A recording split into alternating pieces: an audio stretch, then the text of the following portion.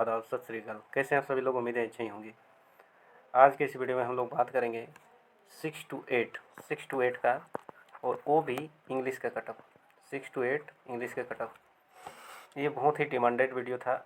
English, या इसको आप यूँ मान के चलिए कि जितने भी लिटरेचर वाले सब्जेक्ट है, इंग्लिश हो गया, हिंदी हो गया, अलग अलग सब्जेक्ट, मोस्टली इसमें सब में यही कटअप जाएगा।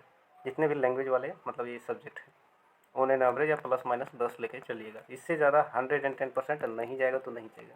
तो आप लोग वीडियो में अंत तक बने रहिएगा। ऐसा नहीं है कि केवल कटअप देख के और अपना काम निकाल के चल जाइएगा। क्यों हम कटअप इतना बताएं, किन किन बिंदुओं पे कटअप डिपेंड करती है, ये सारी की सारी चीज़ें आपको खुद ब खुद समझ में आ जाएगी। तो चलिए बिना वक्त गवाए हुए हम लोग आज का वीडियो शुरू करते हैं। सबसे पहले देखिए, जैसा कि हम सभी वीडियो में बात कर रहे हैं, लेकिन जो नए लोग हैं मतलब उसको प्रायोरिटी पर रख के हम वीडियो बना रहे हैं कि टोटल नंबर ऑफ़ कैंडिडेट इतना था 55,609। बहुत ही छोटा सा ये वीडियो होगा। टोटल नंबर ऑफ़ पारा कैंडिडेट जो है 7500 था। टोटल नंबर ऑफ़ सीट जो है 15,000 था, जिसमें से नन पारा का सीट 7500 था। उसके बाद नंबर ऑफ़ नन पारा सीट्स भी 7500 हो गया। टोटल नंबर ऑफ़ नन पारा कैंडिडेट कितना हो जाएगा? 48,000। टोटल सब्जेक्ट जो है 3 है। उसके बाद सब्जेक्ट कौन क्या है? मैथ, साइंस, एसएसटी और इंग्लिश यानी कि इसको आप संदर्भ में लेके चलिए। लैंग्वेज वाले जैसे कि हिंदी भी होंगे, बहुत लोग उर्दू भी होंगे, जितने भी इसी तरह, तो कम और बेसी सब में यही कटअप जाने वाला है। मैक्सिमम फॉर्म जो है गिरा था एसएसटी से, उसके बाद इंग्लिश, और सबसे कम में साइंस। साइंस में क्यों कम फॉर्म गिरा था और साइंस वाला वीडियो में जाके देखिए, उसमें वैलिड रीजन बताया गया है। अब यहाँ पे इंग्लिश के बारे में हम लोग बात करेंगे कि टोटल नंबर ऑफ़ इंग्लिश जो कैंडिडेट था 30 to 30% है। तो जो भी टोटल 48,000 का 30 to 30% अप्रॉक्स 14,500 होता है। और टोटल नंबर ऑफ़ जेटेड जो कैंडिडेट हैं, जेटेड कैंडिडेट यानी 70% हम मान के चल रहे हैं, क्योंकि यही लोग डोमिनेट कर रहे हैं फॉर्म फिलअप में। बाद में सीटेट को इंट्रोड्यूस किया गया है, तो इसीलिए इसको बहुत कम ही स्टूडेंट इसमें इंट्रोड्यूस्ड हुए सीटेट वाले। तो अप्रॉक्सीमेटली 10,105 यानी राउंड फिगर में 10,000 मान लेते हैं। Total number of CTET candidate जितने रिमेनिंग होंगे 4500। टोटल नंबर ऑफ़ वैकेंसी कितना हो जाएगा? 2500 एसएसटी में। उसके बाद आप यहाँ पे देखिए कि पर सीट कंपटीशन 5.8 है ओवरऑल, लेकिन ये ओरिजिनल नहीं है।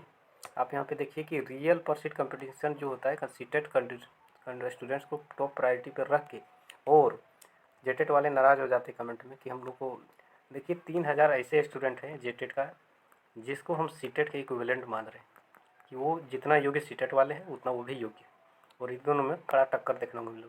बाकी मैं सबको नेगलेक्ट नहीं कर रहा हूँ, लेकिन आप ही जान रहे कि जो 2016 में पास किया है वो 2021, 2020 वाला को टक्कर नहीं दे सकता। मैं सभी, एक बार और फिर से सुन लीजिएगा, मैं सभी जेटेट वाले को नहीं बोल रहा हूँ कि आप लोग योग्य नहीं, आप लोग योग्य हैं और अच्छी खासा मात्रा में योग्य।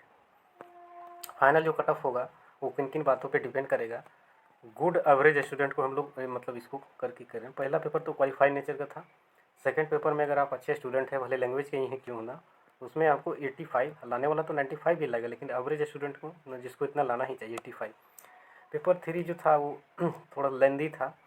मतलब ये जो पेपर 3 जो था मतलब मिक्स, जिसमें ये रीजनिंग मतलब मिक्स सब्जेक्ट वाला जो सभी के लिए कॉमन था, उसमें अगर आप 40 से 45 नंबर ला रहे हैं और अगर आप लैंग्वेज के स्टूडेंट हैं तो ये बहुत ही अच्छा स्कोर, डिसेंट स्कोर माना जाएगा। क्योंकि लाने वाला, अगर मैथ एंड साइंस का स्टूडेंट्स का बात कीजिएगा तो लाने वाला वो लोग 65-70 भी ला रहा है 100 में से, तो उसका कोई यहाँ पे जिक्र नहीं है। क्योंकि लैंग्वेज वाले students as comparatively math and science में, मैं सभी को नहीं हो रहा लेकिन एक एवरेज लेके चल रहा हूँ। उसके बाद यहाँ पे आप देखिए कि अगर आपका जो मेन सब्जेक्ट में है 90 से 95 के बीच स्कोर हो रहा है तो आप उसको एक बहुत ही डिसेंट स्कोर माना जाएगा। वेरिएशन जो हो सकता है कटअप में वो +-10 का लेके चलिएगा, यानी कि अगर आपका 10 नंबर ज़्यादा भी, 10 जितना कटअप बता रहे हैं उससे 10 नंबर कम भी है तो आप अपने आप को रेस में पाएंगे। ज़्यादा है तो फिर कोई बड़ी बात नहीं है, वो तो आपके पक्ष में ही जाएगा। तो आप यहाँ पे देख सकते हैं कि अगर एग्ज़ाम जो है आपका फेयर वे में कंडक्ट हुआ है तो उस सिचुएशन में क्या होगा। जनरल का जो कट ऑफ मेरे हिसाब से जाना चाहिए 220 से 225। और एक बार बता देता हूँ कि अगर ये फेयर एग्ज़ाम हुआ है तो ये मैक्सिमम कट ऑफ है, ये अप्रोक्स आपका 59% के आसपास है। आप देखिएगा तो ओबीसी का 217 से 222 के बीच, एससी कैटेगरी का है 210 से 212 के बीच आपका स्कोर, और आप 110% सेफ है एकदम। एसटी कैटेगरी में अगर आपका इंग्लिश सब्जेक्ट से 195 से 200 के बीच बन रहा है तो 110% आपसे। ईडब्ल्यूएस का बहुत लोगों को इसमें दिक्कत रहता है कि ईडब्ल्यूएस का इतना कम क्यों।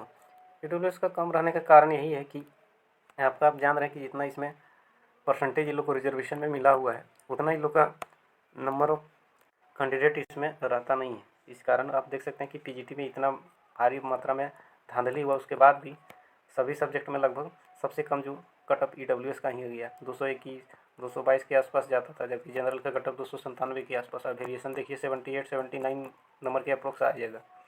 तो उस सिचुएशन में आप देख सकते हैं कि EWS का जो कट ऑफ है बिल्कुल ऑथेंटिक है। अगर कोई EWS वाला कंटेंट 208 से 213 के बीच या इससे +- 5 या 10 या +- 10 भी ला रहा है तो 110% सेफ है। जब आपका फाइनल कट ऑफ निकलेगा, जो कि अगर जारी करता है झारखंड गवर्नमेंट, तो उसमें आप मिला लीजिएगा और मेरे वीडियो से। मिलते हैं अगले वीडियो में, तब तक के लिए bye bye and take care. अगले वीडियो में हम लोग 1 to 5 के बारे में बात करेंगे।